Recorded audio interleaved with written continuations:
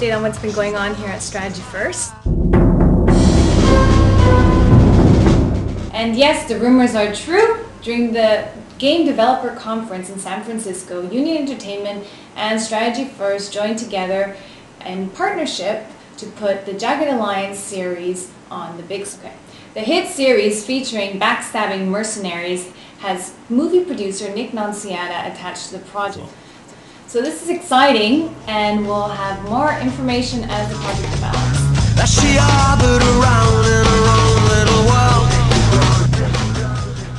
Hi, my name is Brock Beaubien. I'm head producer here at Strategy First. We're going to talk a little bit about Muzzy Lane. The game's out, as everyone knows. Really excited, and it's doing well. The next big thing for the game is we're introducing a patch for it, so it will add new content as well as a scenario editor, which will be really big. Also, we have a little bit of a video with Muzzy Lane, so it should be pretty exciting. Here we go, over to Muzzy.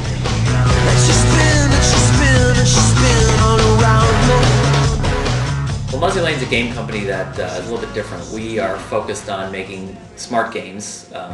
We have games that are used in entertainment and in education. And what we strive to make are games that are very accessible to the average player, but are also enlightening and informative.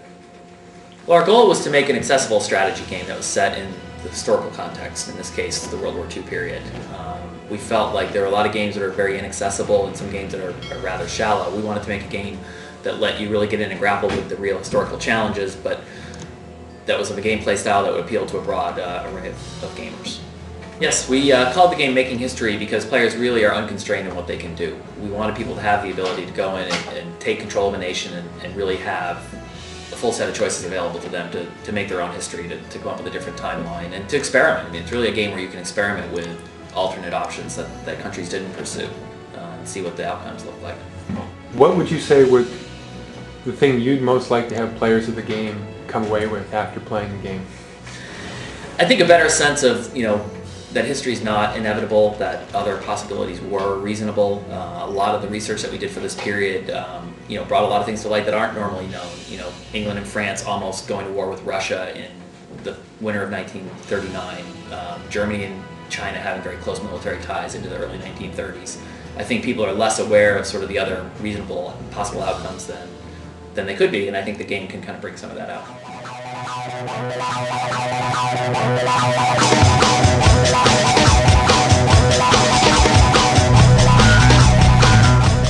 Ghostwriter, artist, and illustrator Clayton Crain talks to us next. So thank you for taking this time to do the phone call. I know you're busy. Excellent. So how long have you been an artist? Professionally, for about 10 years now. Now you're at Marvel Comics, correct? Yes, I am. And you work on both Spider-Man and Ghost Rider. Well, I was on and off on Spider-Man, but right now I'm pretty much just on Ghost Rider.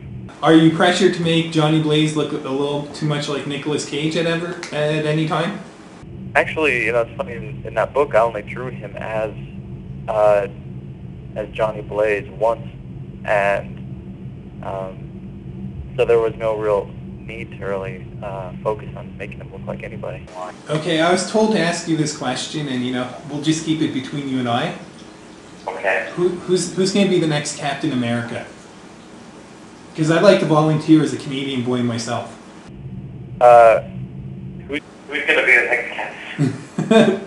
I think someone from Montreal would fill in the void. It would be a new take, a Canadian as Captain America. Well, I didn't even know there was going to be a next Captain America. I haven't read my comic books. Just drop the idea to Joe Quesada that someone from Montreal could be Captain America. Okay, I will present it today. Excellent. All right, well, thank you for being here today.